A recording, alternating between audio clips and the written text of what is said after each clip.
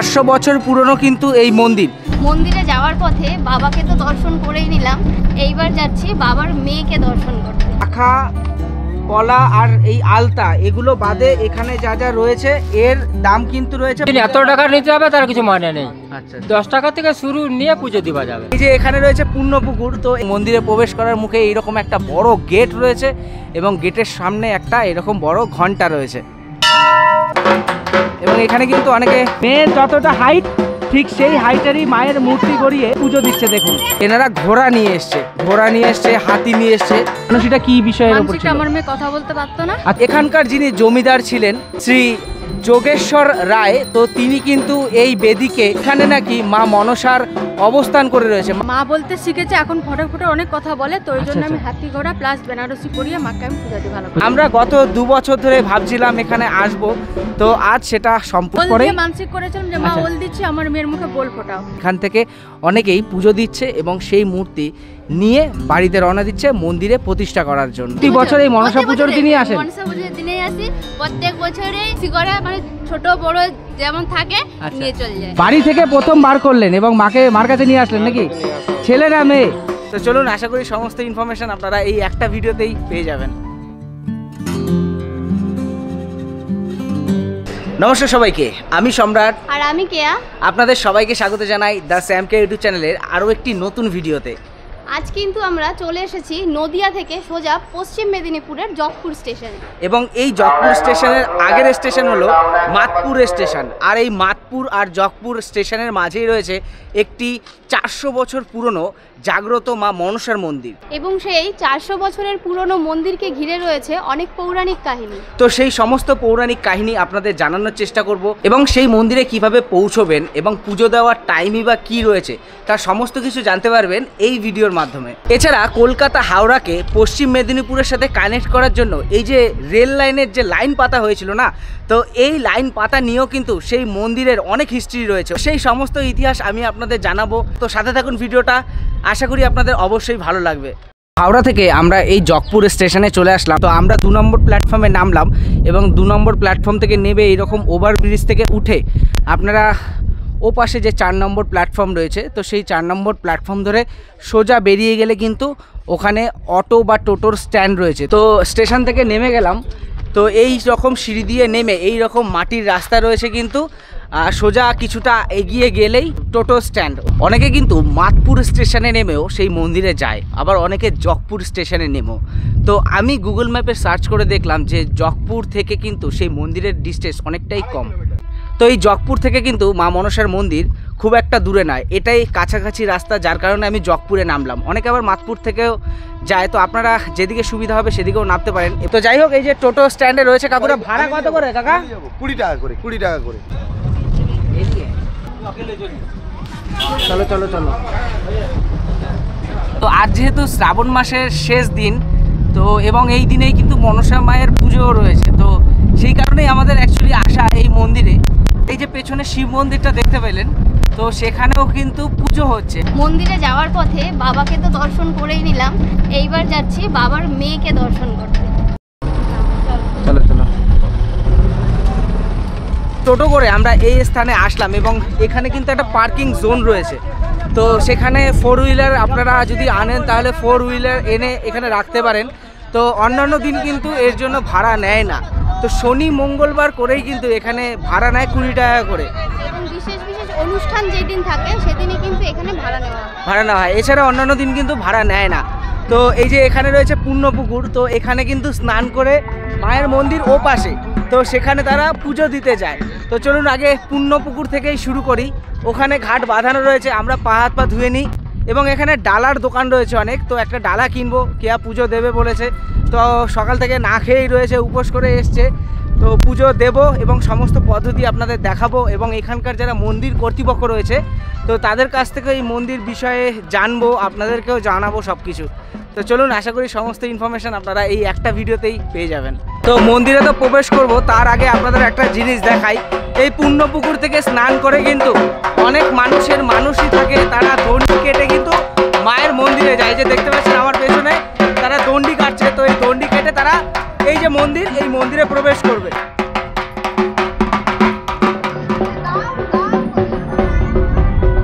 ভেতরে একটা ডালার দোকানে আমরা এই যে জুতো রেখে নিলাম, খালি পায়ে হয়ে নিয়েছি, তো সেখানে জুতো রাখলাম, সেখান থেকেই আর কি ডালা নেব। তার আগে এই পূর্ণ জলাশয়ে অনেকে স্নান করে পবিত্র হয়ে আবার পুজো দেয়, আবার অনেকে জল ছিটে দিয়ে আসে বাড়ি থেকে স্নান করে আসলে, তো আমরা সেটাই করব এবং সেখান থেকে ডালা নেব, ডালা নিয়ে পুজো দিতে যাব। আর একটা বিষয়ে আমি আশ্চর্য হয়ে গেলাম যে এখানে বিশেষ বিশেষ দিনেই কিন্তু সমস্ত দোকান খোলা হয়, কিন্তু ওই বিশেষ দিন ছাড়া দুটো দোকান মাত্র খোলা থাকে। তো সেই দুটো দোকানে আমরা গিয়েছিলাম, তো ডালা নেব, আপনাদের সমস্ত কিছুই দেখাবো কি কি দাম রয়েছে।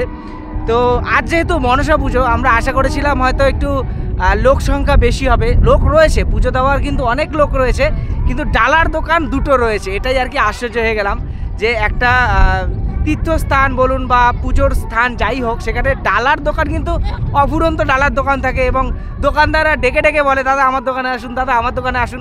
তো এখানে কিন্তু সে বিষয় নেই, এখানে কিন্তু ডালার দোকান আপনার যেটাতে মন চায় আপনি সেটাতে যান। মাত্র দুটো দোকানই কিন্তু এরা নিয়ম করেছে যে বিশেষ দিনের বাদে যে সমস্ত দিনগুলোতে পুজো দিতে আসবে দর্শনার্থীরা, তাদের জন্য দুটো দোকানই খোলা থাকবে।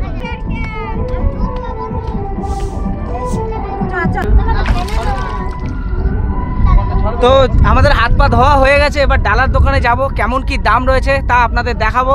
ডালা নেব, মন্দিরে যাব পুজো দিতে, তো চলুন। তো এই যে দেখতে পাচ্ছেন এখানে একটা দোকান রয়েছে এবং এখানে একটা দোকান রয়েছে।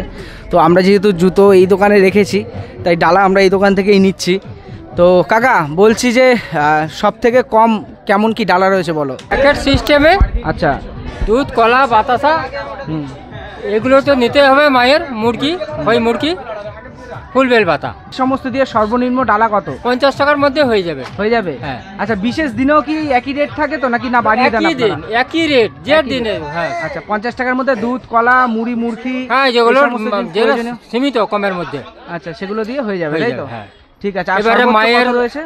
সর্বোচ্চ আছে আপাতত 200-250 হলে আপনার শাঁখা, পলা, আলতা, হ্যাঁ, আর বিভিন্ন প্যাকেটের মধ্যে পড়বে।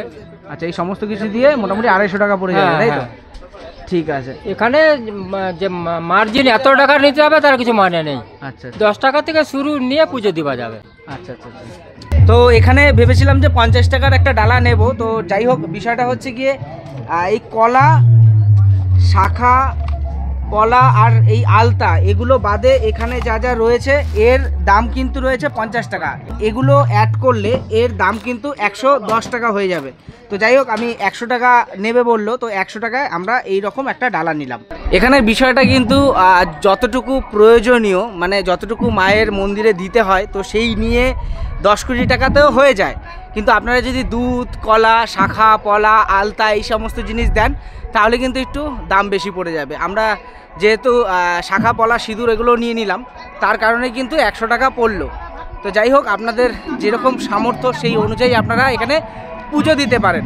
এবং আপনারা যদি গাড়ি ভাড়া করে আসেন তাহলে সেক্ষেত্রে আপনারা বাড়ি থেকেও দুধ, কলা, ধূপকাঠি, মোমবাতি এগুলো নিয়ে আসতে পারেন। যাই হোক, কাছাকাছি যাদের বাড়ি রয়েছে বা 4 হুইলারে করে আসছেন তারা এগুলো পারবেন, কিন্তু যারা অনেকটা দূর থেকে আসছেন, ট্রেনে করে আসছেন, তাদের পক্ষে সম্ভব হয় না। আমাদের আজকে বাড়িতে মনসা পুজো তো হচ্ছেই, আবার এখানেও আসলাম। তো আমরা ভেবেছিলাম যে বাড়ি থেকে নিয়ে আসবো, কিন্তু সেই সুযোগটা আর হয়নি। তো এত দূরে যাতায়াতে হয়তো সমস্যা হতে পারে, অনেক ছোঁয়াছানি লাগতে পারে, তো যার কারণে আমরা এখান থেকে কিনবো ভেবেই এসছি। তো যাই হোক, এবার মন্দিরে প্রবেশ করি। তো এইখানে যেটা দেখতে পাচ্ছেন এটা কিন্তু মন্দিরের অফিস রয়েছে, আর আমার ঠিক সামনেই রয়েছে মা মনসার মন্দির। এবং এই মন্দিরের একটা বিশেষত্ব হচ্ছে এর ওপরে কিন্তু কোনো রকম ছাদ নেই। আমরা মন্দিরে সাধারণত দেখি যে মন্দিরের ওপরে 8 চালা, 2 চালা, 4 চালা করে ছাদ থাকে, তো এই মন্দিরে কিন্তু সেই জিনিসটা নেই। সেই 400 বছর পুরনো মন্দির, তারপরেও কিন্তু একে চারিদিক দিয়ে ডেভেলপ করা হয়েছে, কিন্তু ছাদ করা হয়নি। তারও বিশেষ কাহিনী রয়েছে, সেগুলো এই ভিডিওতে আপনারা জানতে পারবেন। আর এই যে আমার দেখুন সামনেই মন্দিরটা রয়েছে।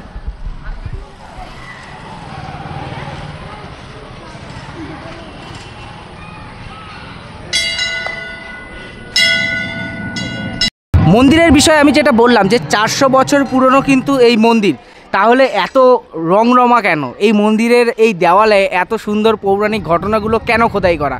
তো সেই জিনিসটা কিন্তু সম্প্রতি 2012 সালে করা হয়েছে। 400 বছর পূর্বে শ্রী যোগেশ্বর রায় এই মন্দিরের কিন্তু স্থাপন করে। তো সেই সময় ছাদ দেওয়ার কথা ছিল, তো বিভিন্ন ঘটনার কালক্রমে সেই ছাদ আর কিন্তু দিয়ে ওঠা হয়নি। তো সেই অনুযায়ী সেই পুরনো দিন থেকেই এখনও অবধি কিন্তু এই রকমই উন্মুক্ত জায়গায় মায়ের মন্দির রয়েছে এবং মায়ের একটি বেদি রয়েছে ওখানে, যেখানে আর কি সমস্ত ভক্তরা পুজো দেয়। তো চলুন আস্তে আস্তে এবার মন্দিরে প্রবেশ করি। এবং মন্দিরে প্রবেশ করার মুখে এইরকম একটা বড় গেট রয়েছে এবং গেটের সামনে একটা এরকম বড় ঘন্টা রয়েছে। আর মন্দিরে প্রবেশ করলেই আপনারা সবার ফার্স্টে যেটা দেখতে পারবেন, বেশ বড় জায়গা মন্দিরের ভেতরটা এবং চারদিকে 4টি দুয়ার রয়েছে। এই দুয়ার থেকে আমরা প্রবেশ করলাম এবং ডান দিকের দুয়ার, ওই পেছনের দিকে দুয়ার এবং বাঁ দিকে একটা দুয়ার রয়েছে। তো এই দুয়ারটা সাধারণত বন্ধ থাকে সব সময়ের জন্য, বিশেষ বিশেষ পুজোর দিনেও কিন্তু এই দুয়ারটা বন্ধ থাকে। তার কারণ একটাই, আপনারা এই যে সামনে দেখতে পাচ্ছেন মায়ের কিন্তু অসংখ্য মূর্তি রয়েছে এখানে, মাটির মূর্তি। তো এই মূর্তিগুলো কিন্তু যারা মানসী করেছিল সেই সমস্ত ভক্তরা মানসী পূর্ণ হওয়ার পরে তারা কিন্তু এখানে এসে পুজো দেয় এবং সেই পুজো দেওয়ার পরে মায়ের মূর্তিটা কিন্তু এখানেই রেখে দেয় এবং সেই অবস্থাতেই কিন্তু মায়ের মূর্তি এখানেই পড়ে থাকে। আর এখানে সমস্ত ভক্তরা যারা আর কি আসে এখানে, তারা এই সমস্ত মূর্তিতে পুজো দেয়। আর এপাশে একটি প্রতিষ্ঠিত মূর্তি রয়েছে, এখানে দেখতে পাচ্ছেন পাথরের মূর্তি খুব সম্ভবত।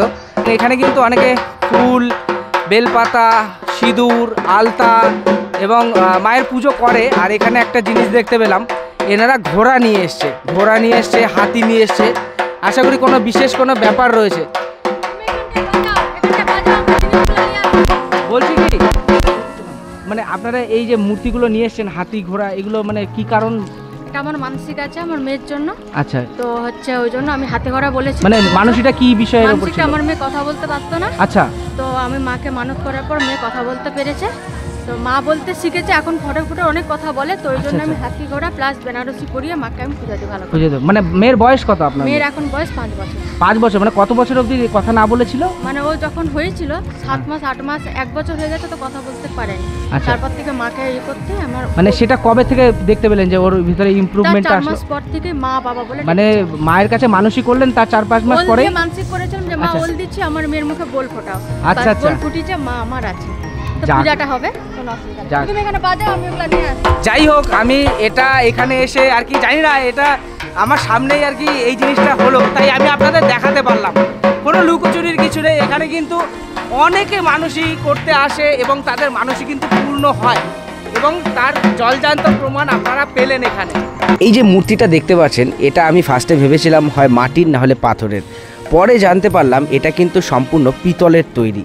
এখানে এক ভক্ত মানসিক করেছিল, তার কারণেই এই মূর্তিটা এখানে রেখে পুজো দিয়েছিল। তো এখানে যেরকম তারা মানসিক পূজা দিচ্ছে, এখানেও কিন্তু ব্রাহ্মণ দিয়ে তারা মানসিক পুজো দিচ্ছে। এই যে এখানে দেখুন মায়ের একটা মূর্তি নিয়ে এসছে এবং এখানে মায়ের পুজো দিচ্ছে তারা। মানসিক কার ছিল? মানসিক পুজো দিচ্ছে কার? আপনার মানসিক ছিল? বাচ্চাটা কি মানে কি মানসিক ছিল? এ যত বড় হবে ঠাকুর দেব, মানে এভাবে সুস্থ যেন হয়। আচ্ছা, অসুস্থ ছিল মানে কি হয়েছিল আপনার? কিছু না, এমনিতেই। আচ্ছা, শরীর অসুস্থ থাকতো প্রায়? না না না, তাহলে এমনিতেই আমরা মানসিক করেছিলাম যেন এ সুস্থভাবে হয় আর কি আমাদের আছে। তা মেয়ের হাইট অনুযায়ী মায়ের মূর্তি করেছেন নাকি? তো যাই হোক, এই যে মেয়ে, এই মেয়ের মানসী ছিল, তো যাই হোক সেই মানসীতেই কিন্তু মায়ের পুজো দিচ্ছে। মেয়ের যতটা হাইট ঠিক সেই হাইটেরই মায়ের মূর্তি গড়িয়ে সেখানে পুজো দিচ্ছে। দেখুন টোটাল মন্দির চত্বরে এই যে এইরকম কিন্তু গাছ রয়েছে এবং প্রত্যেকটা গাছের চারিপাশে এইরকম গ্রিল করে দেওয়া হয়েছে এবং সেই গ্রিলেই কিন্তু যত দর্শনার্থীরা বা ভক্তরা আসে তারা কিন্তু এখানে মানসী জানায়। এই যে এখানে দেখতে পাচ্ছেন ঘোড়া বেঁধে দিয়েছে, তো মানসী করেছে এবং এই ঘোড়া বেঁধেছে এবং এখানে ধূপকাঠি মোমবাতি জ্বালানোর জায়গা রয়েছে। আর ও পাশে কিন্তু অনেকে ঘন্টাও দান করে, এই যে দেখতে পাচ্ছেন অনেকগুলো ঘন্টাও কিন্তু রয়েছে, তো এখানে তারা ঘন্টা দিয়েছে। আর এই রকম পরিবেশ রয়েছে এই মন্দিরের ভেতরটা। আর ওপরে দেখুন আকাশ উন্মুক্ত, আর এই খোলা আকাশের নিচেই যে মায়ের প্রধান বেদি, এই যে পদ্ম আকৃতির, তো এই প্রধান বেদিতেই কিন্তু মায়ের পুজো দেওয়া হয়। এই যে চারপাশে দেখতে পাচ্ছেন কত ভক্তরা পুজো দিচ্ছে।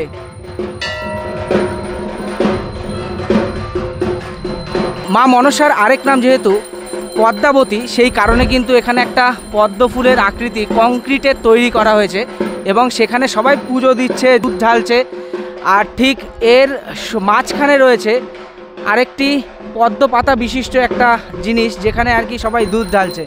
এবং মেন যে বেদি, এই যে দেখতে পাচ্ছেন এই কংক্রিটের যে বেদিটা, এটাকে অনেকে বলে উইপোকার ঢিপি। তো এখানকার যিনি জমিদার ছিলেন শ্রী যোগেশ্বর রায়, তো তিনি কিন্তু এই বেদিকে কংক্রিটে মুড়ে দিয়েছিলেন। এখানে কিন্তু একটা মাটির উইপোকার বেদি ছিল, যেখানে নাকি মা মনসার অবস্থান করে রয়েছে, মা মনসা অবস্থান করে রয়েছে। তো লোকমুখে শোনা বা সেই পৌরাণিক ঘটনা যতটা আমরা জানি, তো সেখানে শুনেছি এখানেই নাকি মা মনসা রয়েছেন। তার কারণে কিন্তু এই যে পুরো বেদিটা, এটাকে পুরো কংক্রিটে বাঁধিয়ে দেওয়া হয়েছে। আর প্রতি বছর প্রতিদিনই অনেক মানুষ কিন্তু এখানে আসে মায়ের পুজো দিতে। আমরা গত 2 বছর ধরে ভাবছিলাম এখানে আসব, তো আজ সেটা সম্পূর্ণ হলো। ওনাদের মানুষই ছিল, ওনারা বেনারসি শাড়ি নিয়ে এসছে এবং ওখানে হাতি ঘোড়া রেখে এসছে, তো মাকে বেনারসি শাড়ি পরাবে আর কি।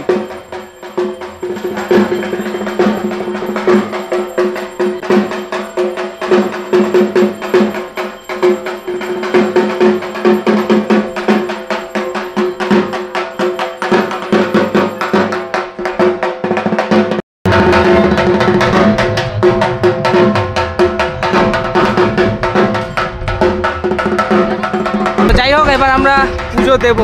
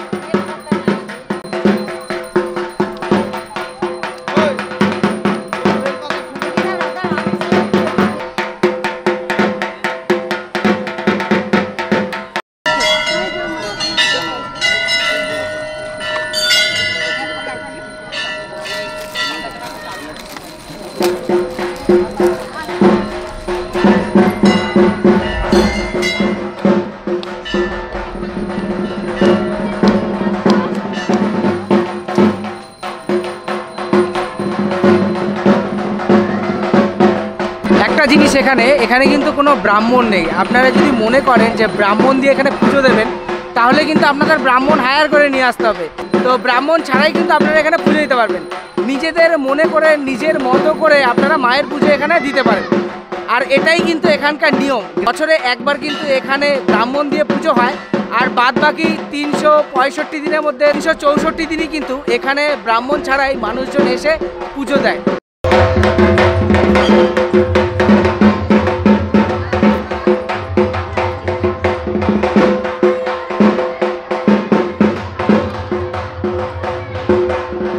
এই সমস্ত জায়গায় যার যেখানে যেমন মন চায় সেভাবেও কিন্তু পুজো দিতে পারে। এই যে এখানে দেখতে পাচ্ছেন একটা গাছের গুঁড়ি রয়েছে, এই গাছের গুঁড়িটা কিন্তু শুকিয়ে গিয়েছিল এবং এখানেই কিন্তু অনেকে পুজো দেয়। অশক্ত গাছের গুঁড়ি ছিল এবং সেই গাছের গুঁড়ির পাশ থেকেই কিন্তু আরেকটা ছোট্ট অশক্ত গাছ উঠেছে। এই দেখতে পাচ্ছেন ছোট্ট অশক্ত গাছ, তো এখানেও কিন্তু অনেক মানুষ পুজো দেয়। যাই হোক, এখানে আরেকটা জিনিস আমি লক্ষ্য করলাম, এই যে মূর্তিগুলো দেখছেন মায়ের, তো এই মূর্তিগুলো কিন্তু এখানে পুজো হয়। মানসিক যারা দেয় তারা এখানে মানসিক পুজো দেয় এবং মূর্তি এখানেই রেখে যায়, এবং সেই মূর্তি কিন্তু আবার অনেকে এই রকম নিয়ে যায়। এই যে এনারা কিন্তু নিয়ে যাচ্ছে মাকে বাড়িতে প্রতিষ্ঠা করবে। তো যাই হোক, এখানের নিয়ম এটা রয়েছে, সেটা কোনো অসুবিধা নেই। তো আপনারা যদি মনে করেন যে এখান থেকে মায়ের একটা মূর্তি নিয়ে বাড়িতে প্রতিষ্ঠা করবেন, মন্দির তৈরি করবেন, তাও কিন্তু আপনারা করতে পারেন। এখান থেকে অনেকেই পুজো দিচ্ছে এবং সেই মূর্তি নিয়ে বাড়িতে রওনা দিচ্ছে মন্দিরে প্রতিষ্ঠা করার জন্য। কোথায় আপনাদের? খড়গপুর। খড়গপুরে এখন ট্রেনে করে নিয়ে যাবেন নাকি? খড়গপুর কোথায়? খড়গপুর ও, মানে বাড়িতেই প্রতিষ্ঠা করবে না মন্দির আছে মন্দিরে প্রতিষ্ঠা করবে? আমাদের বাড়িতেই মন্দির আছে। বাড়িতেই মন্দির আছে, সেই মন্দিরেই মাকে রাখবে, তাই তো? কোনো অসুবিধা নেই, বলতে পারো। তোমরা নিয়ে যাচ্ছ, ভালো তো বিষয়টা। মায়ের পুজো হবে বাড়িতে, আলাদাভাবে তোমরা ভালোভাবে মাকে পুজো করতে পারবে, এটাই হচ্ছে গিয়ে বিষয়। এখানে একটা মানুষই ছিল, মানুষই পুজো দিয়েছে। তো তারপরে কিন্তু এই যে দেখুন এই মূর্তিটা নিয়ে যাচ্ছে। কারা নিয়ে যাচ্ছেন আপনারা? আচ্ছা, বাড়িতে কি পুজো আছে? হ্যাঁ। আর যেহেতু আমাদের প্রত্যেক বছরেই পুজো হয় মায়ের পুজো, তো আমাদের এই মন্দির থেকে মানে প্রতিমা নিয়ে যাওয়া হয় প্রতি বছরই। প্রতি বছর এই মনসা পুজোর দিনই আসেন? মনসা পুজোর দিনেই আসি, প্রত্যেক বছরেই বেশি করে মানে ছোট বড় যেমন থাকে নিয়ে চলে যায়। নিয়ে চলে যান। হ্যাঁ। যাক, মায়ের মূর্তি এখানে পূজিত হয়, তো যাই হোক, এই যে দেখতে পাচ্ছেন কত মূর্তি, তার মধ্যেখান থেকে কিন্তু অনেকে এই রকম মূর্তি নিয়ে বাড়িতে মন্দিরে প্রতিষ্ঠা করে এবং প্রতিনিয়তই পুজো হয় বাড়িতে, তাই তো? প্রতিনিয়ত পুজোর কিন্তু তারা ব্যবস্থা করে, যাক এটা কিন্তু ভালো জিনিস। এই প্রথম আমি এমন একটা ব্যবস্থাপনা দেখলাম যেখান থেকে মূর্তি নিয়ে মানুষ বাড়িতে নিয়ে গিয়ে পুজো করছে। 3 মাসের শিশু দেখুন, আপনারই নাকি সন্তান? 3 মাস পরে কি এই প্রথম নিয়ে আসলেন মায়ের কাছে? প্রথম বের করার বাড়ি থেকে প্রথম বার করলেন এবং মার কাছে নিয়ে আসলেন নাকি? ছেলে না মেয়ে? মেয়ে। মেয়ে, যাক। আপনাদের বাড়ি কোথায়, এই লোকালেই নাকি না বাইরে? বাইরে, মানে খড়গপুর, ইন্দা। খড়গপুর। কি কিসে করে আসলেন? 4 টাকা। 4 টাকা করে, আর ওখানে পার্কিং করেছেন, তাই তো? ঠিক আছে, সাবধানে যাবেন। ওকে ওকে, ধন্যবাদ। প্রতি শনি ও মঙ্গলবার বিপুল সংখ্যক ভক্ত আসেন এই মন্দিরে মায়ের কাছে প্রার্থনা করতে। বাংলায় চৈত্র মাসের 3য় মঙ্গলবারে একটি বিশেষ পুজো এখানে অনুষ্ঠিত হয়, যেটি এখানকার বাৎসরিক পুজো। বহু শতাব্দী আগে এই মহিষা গ্রামের আশেপাশটা ছিল পুরো জঙ্গলে ভরা এবং সেই গ্রামের অধিকাংশ মানুষই ছিল কৃষিকাজের সঙ্গে যুক্ত। এই গ্রামে তাদের ফসল ভালো হলেও কৃষকদের ভাদ্র ও শ্রাবণ মাসে সাপের প্রচণ্ড উৎপাত সহ্য করতে হতো। তাই তারা হিন্দু ধর্মের সর্পদেবী মা মনসার আরাধনা করতে শুরু করেন। সাপের হাত থেকে রক্ষা পাওয়ার পাশাপাশি তারা তাদের কৃষি দেবী হিসাবেও মা মনসাকে পুজো করতেন এবং বছর শেষে তারা যখন ফসল কাটতেন তখন কিছুটা অংশ ফসল তারা মায়ের কাছে অর্পণ করতেন। তারপর কেটে যায় বেশ কয়েকটা বছর। জকপুরের জমিদার যোগেশ্বর রায় মা মনসার কাছ থেকে স্বপ্নাদেশ পেয়েছিলেন। তিনি তাকে বলেছিলেন যে তিনি নিকটবর্তী মনসা বনে উপস্থিত আছেন এবং তাকে তার পুজো সম্পর্কে প্রচার করার নির্দেশ দিয়েছিলেন। তিনি সকালে ঘুম থেকে উঠে স্ত্রী ও গ্রামবাসীকে বিষয়টি জানান। একত্রে তারা বনের সেই স্থানে গিয়েছিলেন যেখানে মা মনসার পুজো হচ্ছিল। তিনি দেখতে পেলেন একটি বিশাল বড় উইঢিপিতে সেখানকার স্থানীয়রা পুজো করছিল। জায়গাটা অসংখ্য সাপে ভরে গেল। যোগেশ্বর রায় কাঠুরিদের তাদের কুড়োল দিয়ে এলাকাটি পরিষ্কার করার নির্দেশ দেন এবং গ্রামবাসীদের প্রতিদিন মা মনসার পুজো করার নির্দেশ দেন। একটি উপযুক্ত রাস্তা তৈরি করা হয় এবং উইঢিপি কংক্রিট দিয়ে ঢেকে দেওয়া হয়। এর পাশে উইঢিপির মাটি দিয়ে একটি লাল পদ্ম তৈরি করা হয়। ঢাক, শঙ্খ এবং ঘণ্টার উদযাপন এবং পবিত্র ধ্বনির মাধ্যমে মা মনসার পুজো সেই থেকেই চলে আসে।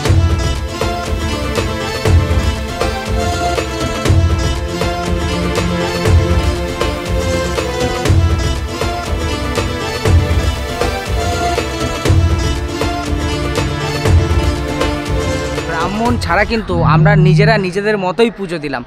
আর এর আগে কোথাও গিয়ে এত সুন্দরভাবে এবং তৃপ্তি করে পুজো আমি মনে হয় না কোথাও দিয়েছি। তো এখানে কিন্তু 2 বছরের অপেক্ষা করেছিলাম, 2 বছর পরেই আমি আর কি আসলাম, এসে এখানে পুজো দিলাম। তো এবার মন্দিরের চারপাশটা ঘুরবো, পেছন দিকটা যাব। আর মন্দির থেকে কিন্তু মাত্র 50 মিটার কি 60 মিটারের ডিস্টেন্সেই রেলের ট্র্যাক রয়েছে। তো তারও একটা ইতিহাস রয়েছে, ওখানে যাই তারপর আপনাদের বলছি চলুন। সম্পূর্ণ মন্দিরের যে সামনে, তো সেই সামনেটায় কিন্তু খুব সুন্দর সুন্দর কিছু পৌরাণিক ঘটনা তুলে ধরা হয়েছে। এই যে এখানে দেখতে পাচ্ছেন প্রত্যেকটা জিনিস আমি আপনাদের দেখানোর চেষ্টা করি পুরো মন্দিরের সামনেটা। তো এটা হচ্ছে গিয়ে সিংহদুয়ার, দুদিকে দুটো সিংহ বসে আছে দেখতেই পাচ্ছেন। পরে কিন্তু লক্ষ্মীনারায়ণের মূর্তি রয়েছে, বাদিকে শিব রয়েছে এবং ডান দিকে হনুমানজিরও মূর্তি রয়েছে, যে হনুমানজি দেখতে পাচ্ছেন। তো বিভিন্ন দেবদেবীর কিন্তু মূর্তি রয়েছে এই টোটাল মন্দিরের সামনেটাতে। তো সমস্ত কিছু আমি দেখানোর চেষ্টা করছি। আর এখানে যেটা মা মনসার পৌরাণিক কাহিনী বেহুলা লক্ষিন্দরের, তো সেই জিনিসটাও কিন্তু এখানে রয়েছে। 4 সদাগরের পুত্র লক্ষিন্দরের বিবাহ যেহেতু বেহুলার সাথে দিয়েছিল এবং ফুলশয্যার দিনই মা মনসা কিন্তু তাকে দংশন করে এবং তাকে স্বর্গে নিয়ে যায় মা বেহুলা। তো সেই যাত্রাপথেরও একটু থিম এখানে আর কি তুলে ধরা হয়েছে এই ওয়ালের ওপরে। তো এই মন্দিরের পেছনের সাইডটা আমরা যাওয়ার চেষ্টা করছি, যেহেতু এই প্রথম আমরা আসলাম তো মন্দিরটাও একটু পরিদর্শন করব ভাবলাম। এবং মন্দিরের ঠিক পেছনের দিকে ওই যে দেখতে পাচ্ছেন প্রায় 50 থেকে 60 মিটার দূরত্বেই কিন্তু রেলওয়ে ট্র্যাক রয়েছে। আবার এই রেলওয়ে ট্র্যাকের কিন্তু একটা ইতিহাস রয়েছে। আপনারা যদি গুগল ম্যাপে মাতপুর থেকে জকপুর স্টেশনের ম্যাপটা দেখেন তাহলে আপনারা দেখতে পারবেন এই মাতপুর থেকে জকপুরের রেলের ট্র্যাকটা কিন্তু একটু ঘুরিয়ে নেওয়া হয়েছে। যদি সোজাসুজি নিত তাহলে কিন্তু এই মন্দিরের ওপর দিয়েই যেত।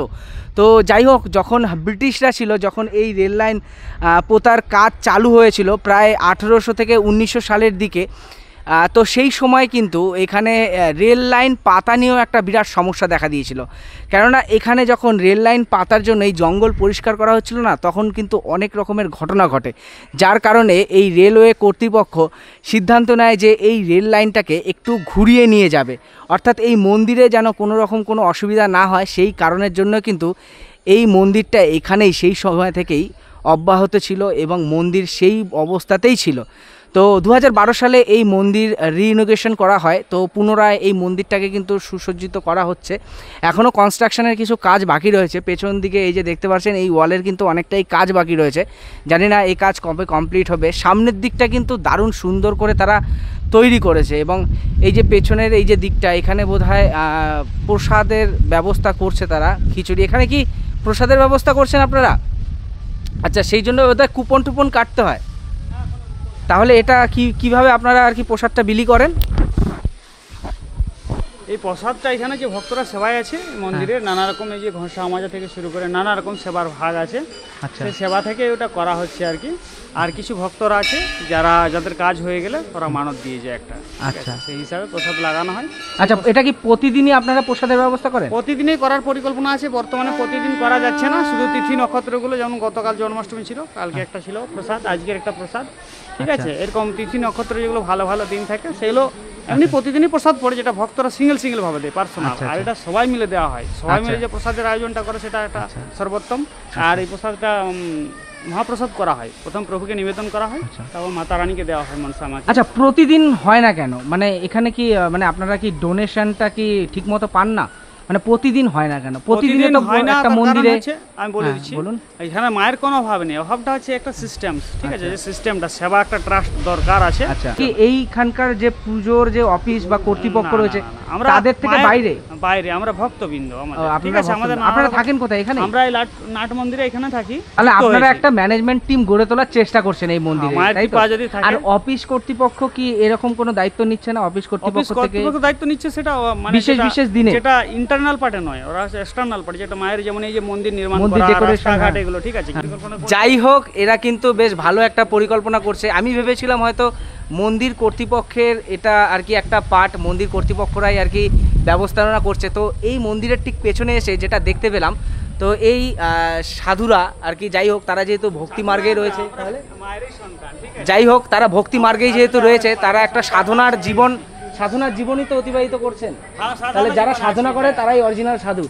তো যাই হোক, তো সেই সাধু বলুন আর যেই বলুন বা দাদা বলুন, তো তারা কিন্তু একটা আলাদা পরিকল্পনা করেছে। এখানে এসেই আমি এটা দেখতে পেলাম, আশা করি আপনারাও এই প্রথম দেখলেন যে তারা কিন্তু নিজেদের মতো করে একটা ম্যানেজমেন্টের টিম তৈরি করছে মন্দিরের ঠিক পেছনেই, এবং প্রসাদের আয়োজন করছে, নিত্য প্রসাদের কিন্তু আয়োজন করছে। যারা দূর দূরান্ত থেকে ভক্তরা আসছে তাদেরও প্রতিদিন দেওয়ার একটা ব্যবস্থাপনা তারা চেষ্টা করছে। যাই হোক, আপনারা যদি আসেন তাহলে তাদেরও সাহায্য করবেন। তারা যদি সাহায্য নেয় তাহলে তো ঠিকই আছে, আর যদি মনে করেন তাদের বিভিন্ন রকম ভান্ডারার সিস্টেমও কিন্তু হয় প্রত্যেকটা মন্দিরে, বা যেখানে আরাধ্য দেবী দেবতা রয়েছে সমস্ত জায়গায় কিন্তু ভান্ডারা সিস্টেম হয়, যেমন তারাপীঠেও কিন্তু হয়। তো সেখানে আপনারা চাইলে মানসিক করে সেখানে ভান্ডারার যে চাল ডাল এই সমস্ত জিনিসপত্রও কিন্তু তাদের দিতে পারেন, তাহলে তারা সেগুলো প্রত্যেকটা ভক্তের মধ্যেই বিলিয়ে দিতে পারবে। যাই হোক, ইনফরমেশনটা যদি ভালো লাগে অবশ্যই কিন্তু শেয়ার করবেন ভিডিওটা। আমাদের সংগঠনের নাম বলে দিন, শ্রী গোপাল সোনা সেবা সংঘ, ঠিক আছে। হরে কৃষ্ণ, ভালো থাকবেন। হরে কৃষ্ণ, হরে কৃষ্ণ। মন্দিরের চারিদিকেই যেরকম দুয়ার রয়েছে, একদম সামনে দুটো সিংহ রয়েছে এবং ঠিক তার বাঁদিকের এই দুয়ারটাও কিন্তু কমপ্লিট করেছে।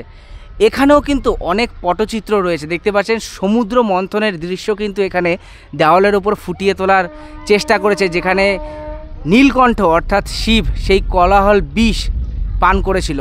তো যাই হোক, এই সমস্ত পটচিত্র কিন্তু এখানে রয়েছে এবং ওই দুয়ারে যেরকম দুটো সিংহ দুপাশে বসেছিল, আর এই দুয়ারে কিন্তু দুটো বাঘ বসে রয়েছে।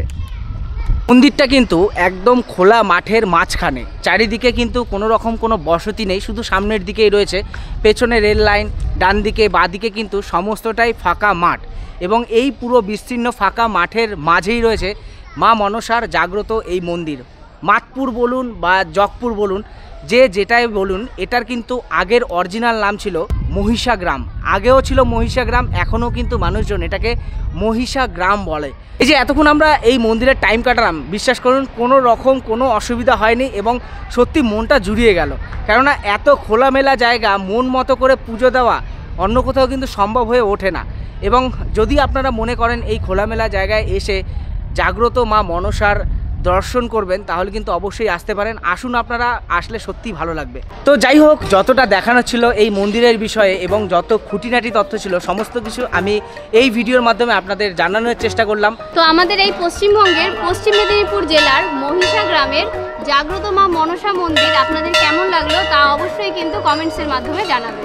ভিডিওতে আর বেশি কিছু দেখানোর নেই, যা ছিল আমরা সমস্ত কিছুই দেখালাম, খুঁটিনাটি আপনাদের জানালাম। যারা আমাদেরকে চেনেন না তাদের ক্ষেত্রে বলে রাখি, আমি সম্রাট আর আমি কেয়া।